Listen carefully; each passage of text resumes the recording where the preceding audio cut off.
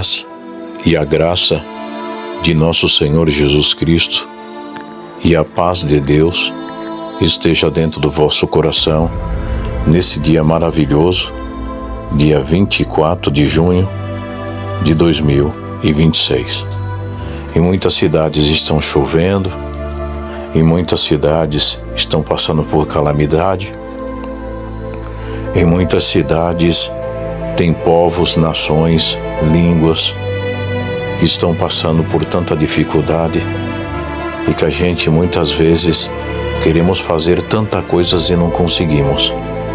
Mas através da nossa oração, através do nosso clamor, da nossa luta, através das nossas orações direcionadas aos pináculos mais altos elevados do céu, conseguiremos falar com o Senhor, fazendo uma simples ligação, prostrando nossos joelhos na terra, aonde Ele disse que tudo que é ligado na terra é ligado no céu. Naquele dia no deserto, com certeza, Davi prostrou seus joelhos diante desse Deus maravilhoso e olhou para um monte muito alto chamado Monte de Carmelo, e o orvalho estava sobre ele, uma nuvem, um sereno, estava sobre aquele cume do monte. E ele disse: elevo meus olhos para os montes, de onde me virá o socorro. O Senhor atendeu a ligação de Davi e disse: o teu socorro, Davi, vem de mim, que fez os céus e a terra. Eu não vou deixar mais vacilar o teu pé. Eu é que te guardo. O sol não vai te molestar de dia, nem a lua de noite. E Davi se recuperou da prova, da luta, do desprezo, a qual estava no meio daquele deserto. E nós sabemos, igreja, que o Verbo se fez carne dentro de uma mulher chamada Maria. E o Verbo nasceu.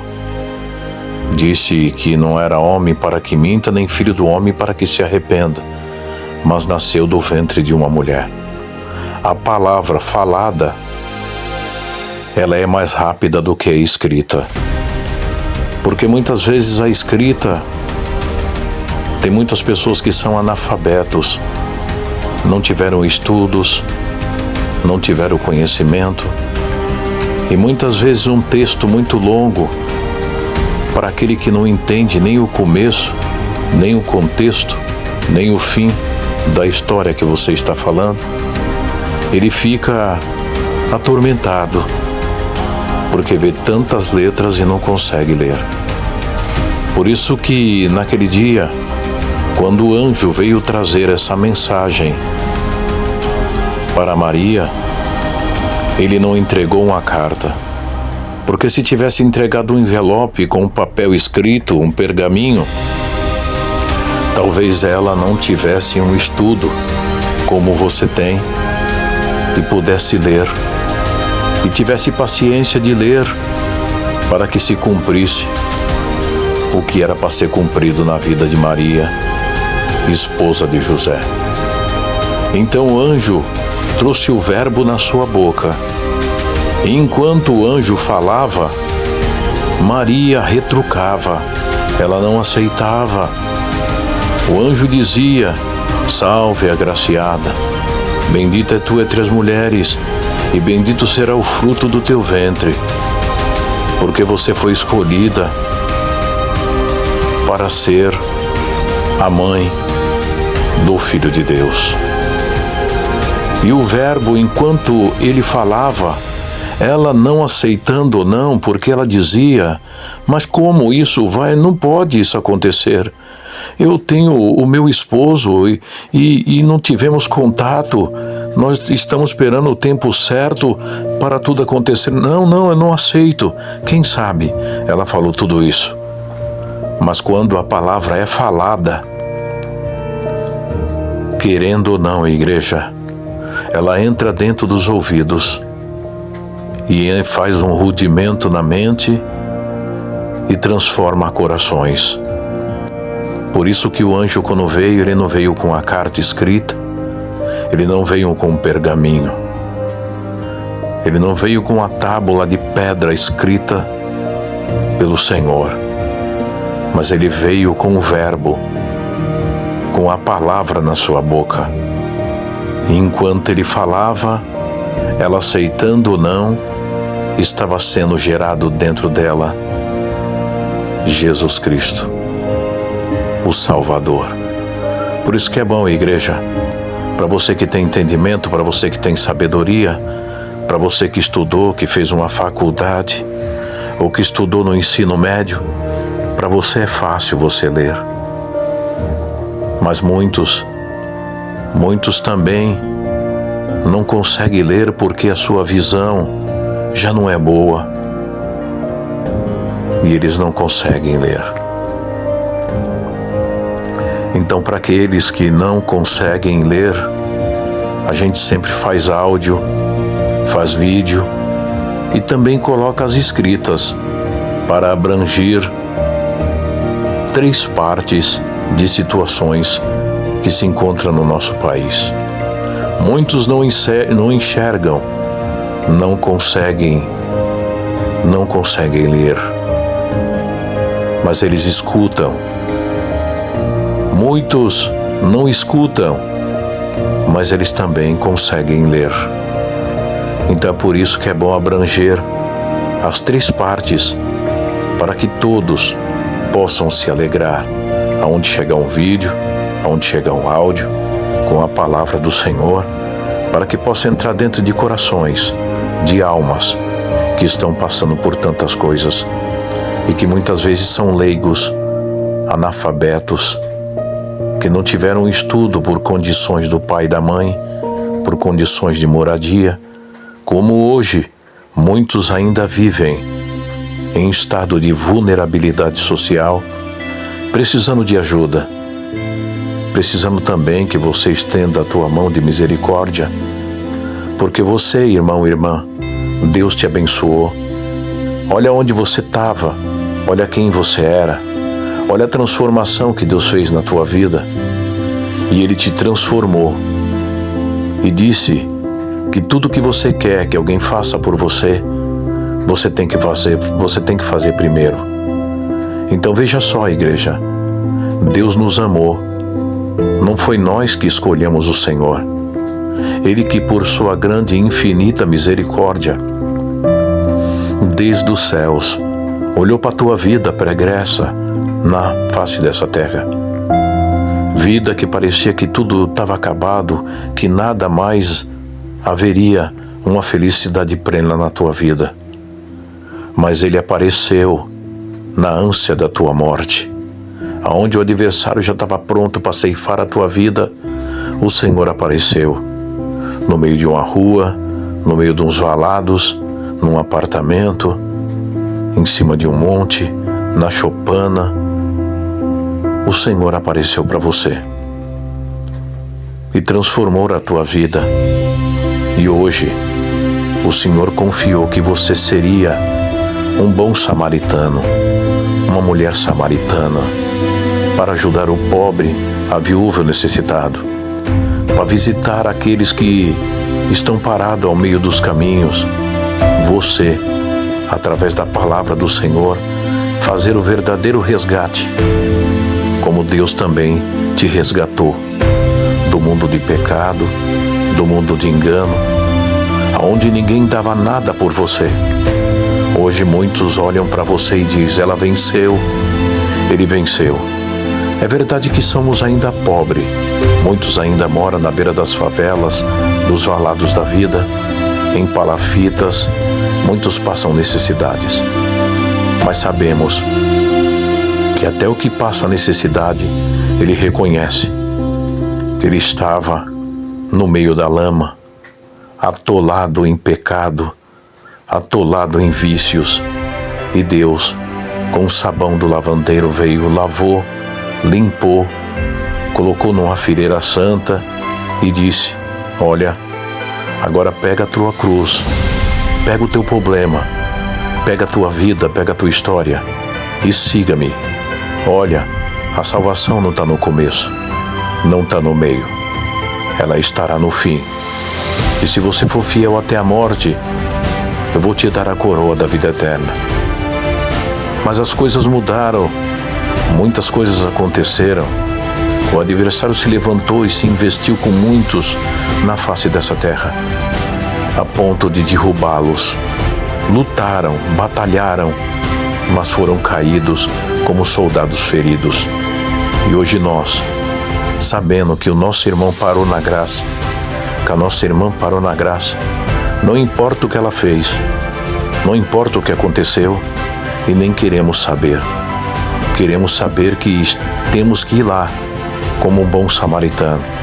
Porque se fosse o teu filho, se fosse a tua filha, que hoje, por alguma coisa que aconteceu, parasse na graça e não quisesse mais congregar, você como mãe, você como pai, ia lutar pelo teu filho querido, pela tua filha querida.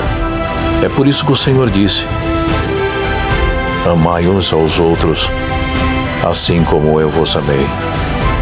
Então, irmãos, não julgue, não aponte, não condene.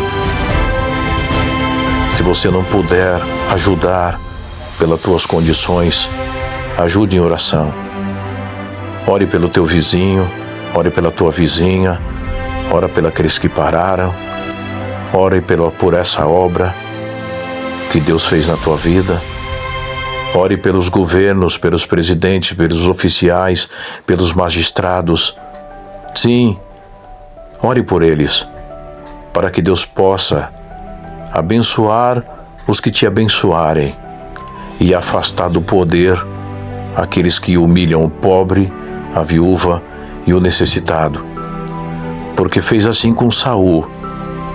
Saul foi escolhido pelo povo. O povo levantou Saul.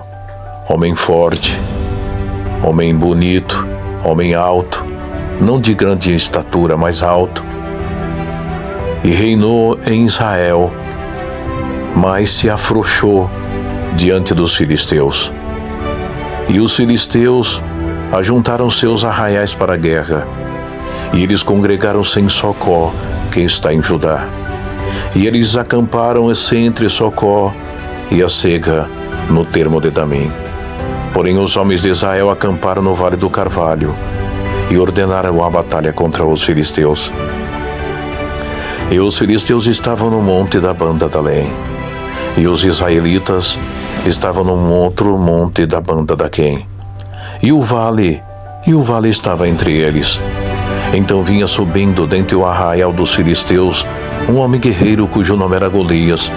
Esse se chamava o filisteu de Gate, que tinha de altura 6 côvados e 1 palmo, trazia na cabeça um capacete de bronze e vestia uma couraça de escamas. E a haste da sua lança era como o orgo do tecelão, e o ferro da sua lança de 600 ciclos de ferro. E ele parou e clamou às companhias de Israel, dizendo: olha, não sou eu filisteus, e vós sois servos de Saul? Porém escolheram um homem dentre vós que vem a mim. Se ele pelejar comigo e me ferir, nós seremos os seus servos.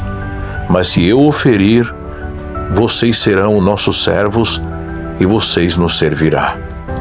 Igreja, para um gigante afrontar o pequeno é fácil. Mas ele não contava que existia um moço chamado Davi, filho de Jessé, tomador de conta de ovelha, sempre respeitou o pai, sempre respeitou a mãe, sempre ajudava o pai nas tarefas da vida e tomava conta das ovelhas do seu pai em Belém. E nos momentos oportunos em que as ovelhas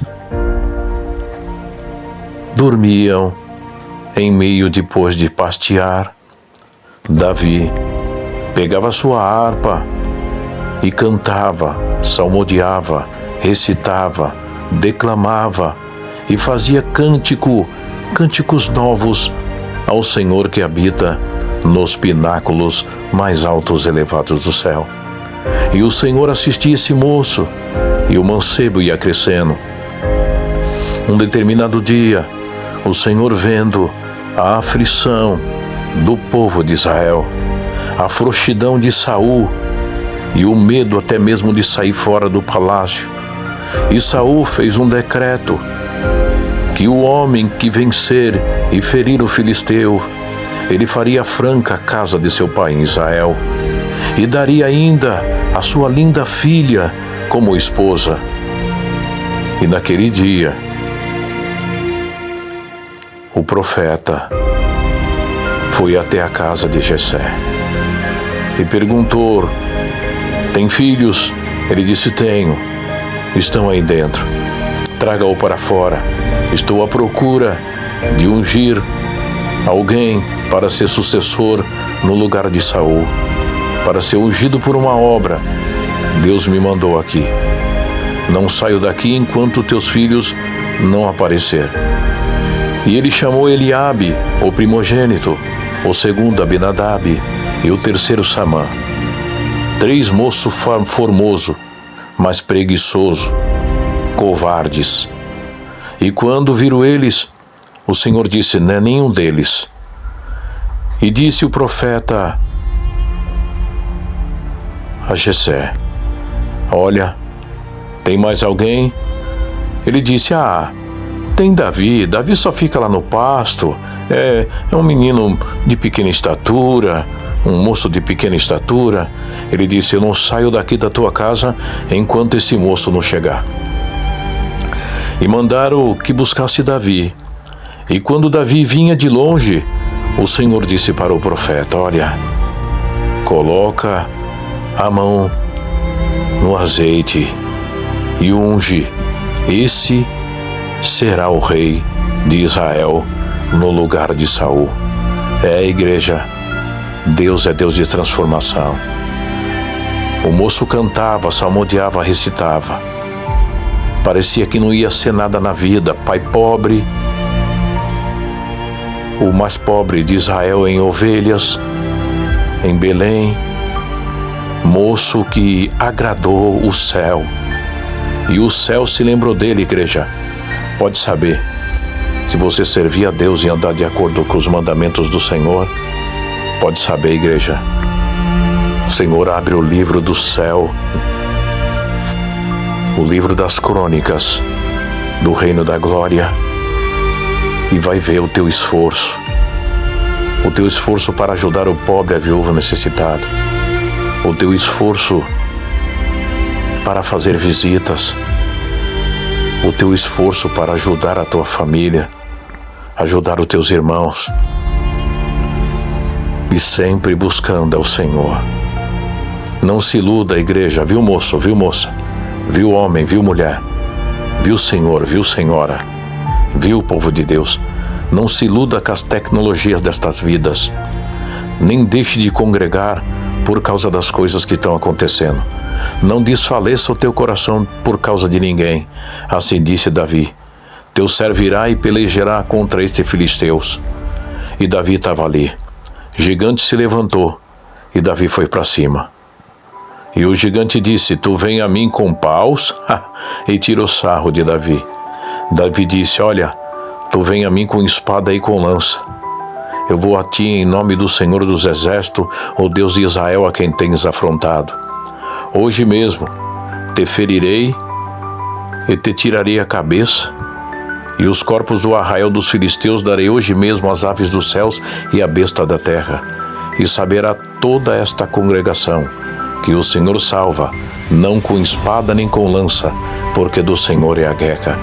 E Davi foi para cima, igreja, com o poder a qual sempre tinha manifestado nele por 2 vezes enquanto ele estava pasteando as ovelhas do pai. Um leão e um urso queria tomar as ovelhas, e o Senhor já estava com Davi. Acredite, igreja, Deus está conosco. Deus está contigo na favela, Deus está contigo na beira dos alados, no meio das palafitas. Deus está contigo na tua cidade, no teu trabalho. Acredite, a prova vem, a luta vem, a aflição, o teu adversário de dia e de noite lutando contra a tua alma. Mas olha, não desista. Lute pela tua vida eterna. Lute pela tua família. Não desista. Não diga que vai abandonar a tua casa, que vai abandonar o teu esposo, que vai abandonar a tua esposa que já não aguenta mais. Olha, igreja, a separação de um pai e de uma mãe deixa filhos divididos em lugares diferentes, aonde o fruto que era para dar fruto doce se torna amargo. E amanhã depois você verá que você não teve paciência para passar a tua prova, a tua luta. A enfermidade também está no teu corpo. A dor é constante de dia e de noite, você passa por tudo isso. Mas o Senhor disse que Ele venceu o mundo. Se Ele disse que venceu o mundo, igreja, é porque Ele está dando certeza que nós poderemos vencer também. Olha, somos mais do que vencedores. Meu nome é Renato Módica. Moro na favela do Dique do Pompeba, na cidade náutica, em São Vicente. E estamos aí, igreja, no meio dos valados, no meio das falafitas, no meio da lama, no meio do dique, no meio do nosso bairro, onde a enchente, a água, a chuva, tudo vem. Mas até hoje, as águas não nos dominou. O sol não cozinhou o cérebro da gente. Mas o adversário está vendo que mesmo dentro de uma favela, mesmo passando por tantas coisas nessa vida, ele sabe que dentro de nós, Lamaia, tem o que é de Deus. E ele disse para nós ir nessa pouca força, que nós vamos levar o povo em nome do Senhor Jesus, com muita oração, comunhão, e que com bom e com suave é que os irmãos vivam em união.